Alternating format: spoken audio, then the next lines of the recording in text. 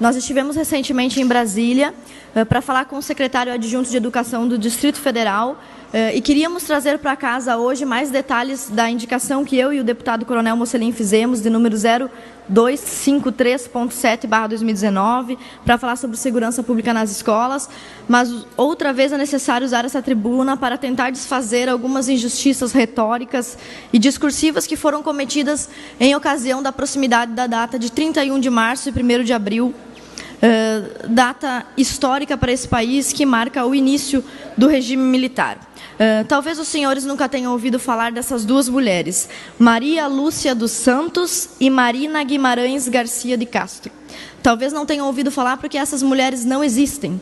Esses são dois nomes falsos, de documentos falsos, que a ex-presidente Dilma Rousseff usava na época em que era terrorista e guerrilheira dos movimentos terroristas Vanguarda Armada Popular de Palmares, popularmente conhecida como VAR Palmares, Política Operária, POLOP, e Comando de Libertação Armada, Colina. Neste momento eu não venho aqui para defender qualquer tipo de comemoração em virtude da data do início do regime militar, 64, mas para fazer o que eu acho que tem que ser feito sempre nessa data, que é solidarizar-me com as vítimas da guerrilha e do terrorismo no Brasil nas décadas de 60, 70 e 80. E por isso eu quero trazer aqui para casa, rapidinho, 2 vídeos curtos com depoimentos de ex-guerrilheiros falando sobre quais eram as atrocidades cometidas pelo movimento de esquerda antes e depois da Revolução de 64. Estamos de volta de frente com o cantor Amado Batista. Você, então, trabalhando na livraria, conheceu ali um monte de gente que tinha ideias de esquerda. Eu conheci os caras e disse que quem anda com quem está fazendo as coisas erradas, isso é errado também. E aí, você ficou 2 meses preso, 2 meses preso, 2 meses de muita tortura. Você foi torturado. Hoje, em épocas de comissão da verdade, você não tem vontade de ir atrás desses caras? Eu acho que eu estava fazendo uma coisa errada também, eu acho que... O que você estava fazendo de errado? Não, acho que eu não tinha que de estar contra, brigando contra o governo. O governo estava defendendo também de pessoas que estavam querendo tomar o país à força, com as armas nas mãos. Nós podíamos ter virado uma Cuba. Quando uma criança cospe a sua cara, chuta a sua canela... Mas o que você estava fazendo de errado? Você estava mandando dinheiro para o cara? O que a mãe e o pai devem fazer? Não deve corrigir? Deve corrigir. Então, eu estava fazendo uma coisa que não era correta. Eu acho que... Você acha que foi uma boa correção que te deram? Eu acho que foi. Você tá louco, Amado? Não, não tô, não. Eu estava errado. Enfim, eu acho que estava errado. Porque eu estava cobertando, talvez, pessoas que estavam querendo tomar esse país à força. Agora vocês vão ver de quem são essas pessoas que Amado Batista estava, de certa forma, cobertando. Qual é a natureza e a índole dessas pessoas que diziam lutar pela democracia e se levantavam contra o regime?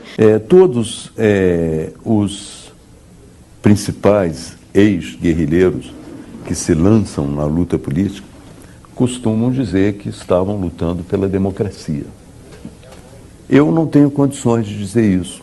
Não se pode falar do banco que a gente assaltou, do torturador que a gente matou, que a gente justiçou. Quando eu saí, eu não resisti. Eu disse para Miriam, se acontecer alguma coisa com algum de nós, eu volto aqui e te mato. Você nos denunciou. Parece que eram uns garotões e garotinhas, né, que no meio da revolução sexual, a gente resolveu dar uns tiros assim, vamos dar uns tiros ali, como se não houvesse um pensamento que está escrito, que está a forma de organização, a nossa estratégia. Nós não estávamos ali somente resistindo, não. Que coisa pobre somente resistir. Eu estava lutando contra uma ditadura militar, mas se você examinar o programa político que nos movia naquele momento, era voltado para uma ditadura do proletariado. Nós éramos contra a ditadura militar, mas éramos a favor da ditadura do proletariado. E que nós não éramos exatamente contra a ditadura, nós éramos contra a ditadura militar burguesa, mas nós éramos a favor da ditadura do proletariado. Isso ninguém diz. Isso aí é preciso dizer a verdade toda, né? E às vezes eu ouço meias verdades, né? Os militantes da IEN, a grande maioria não se arrependeu de nada. Sai para fazer uma ação, onde ele era o homem da metralhadora. Foram lá, expropriaram um carro, quando foram trocar a placa do carro no matagal, chega a polícia, ele pega a metralhadora dele e se manda, sai correndo sem dar um tiro, sem avisar os companheiros. As direções da Ação Libertadora Nacional tomou essa decisão. Então, realmente, nós fomos lá e cumprimos a tarefa. Você participou diretamente da execução, então? Participei sim da ação. A tiros, na rua, numa rua. Na hora H ele pegou o revólver do Ruivo, dos meninos, né, que estava com ele, saiu com o revólver dele, cortou a polícia, desceu, chegou no hall, matou 2, né? Então, essa pessoa faz parte da guerra, está no outro lado e ele merece ser executado. Um companheiro no volante, um outro com a metralhadora sentado no banco da frente, eu atrás com um fuzil Mauser, que é um fuzil muito bom, 762, que é um fuzil muito bom para execução. Quando ele parou, eu já dei um primeiro tiro de fuzil, que então pegou de cabeça aqui no occipital dele, mas já começou a sangrar. Ele abre a porta do carro e sai do carro, e nós fomos metralhando ele.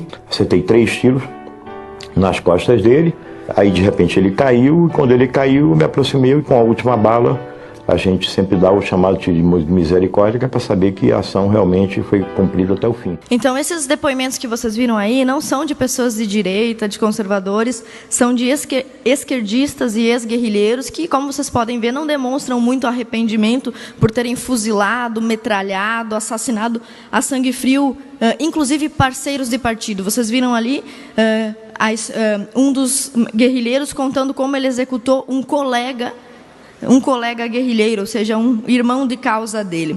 E como eu mencionei antes, a Dilma, nossa ex-presidente, chegou a usar esses 2 nomes falsos, além de outros muitos como Wanda e Estela, e ela participou do POLOP, um grupo revolucionário cuja sigla significa Política Operária, que depois acabou se desmembrando no Colina, porque o POLOP, segundo alguns membros guerrilheiros, era um grupo ameno demais, e Dilma então passou a fazer parte do grupo Colina. No Colina ela conheceu Cláudio Galeno de Magalhães Linhares, o primeiro esposo da nossa ex-presidente, que, por exemplo, ficou conhecido por sequestrar um avião do Uruguai, um avião brasileiro, e descer com esse avião em Cuba, com 92 brasileiros dentro. Então, essa é a índole das pessoas que hoje usam o espaço que tem, o espaço de fala, espaço político, para acusar o regime de ter sido autoritário e violento.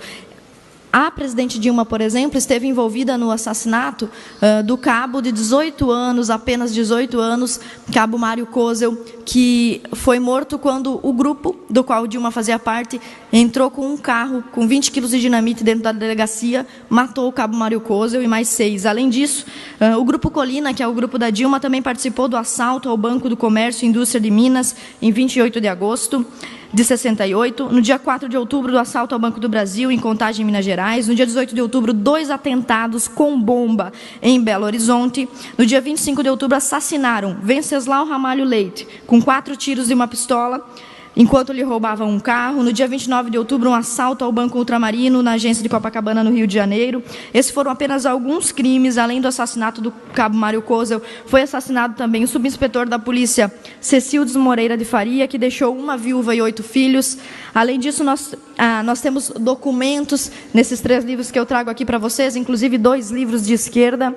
Um deles chamado Apoio de Cuba à Luta Armada no Brasil, e 1964, O Elo Perdido, falando sobre uma lista infindável de crimes. Então eu uso essa tribuna na data de hoje para prestar a minha homenagem às vítimas, aos inocentes que foram metralhados, fuzilados e executados pela guerrilha armada de esquerda no Brasil. Por favor, deputado. De fato, ninguém aqui quer uma volta de um regime militar, mas a gente tem que fazer justiças, né? E atitudes como a da Dilma, naquele momento, de falsificar identidades, isso era uma prática comum. E muito se fala que muitos foram desaparecidos, né, porque eles foram enterrados com identidades falsas. E como indigentes, porque como eles estavam com identidades falsas, ninguém achava a família daquelas pessoas, né? Então, parabéns por estender esse tema, que é muito importante para a conscientização das pessoas.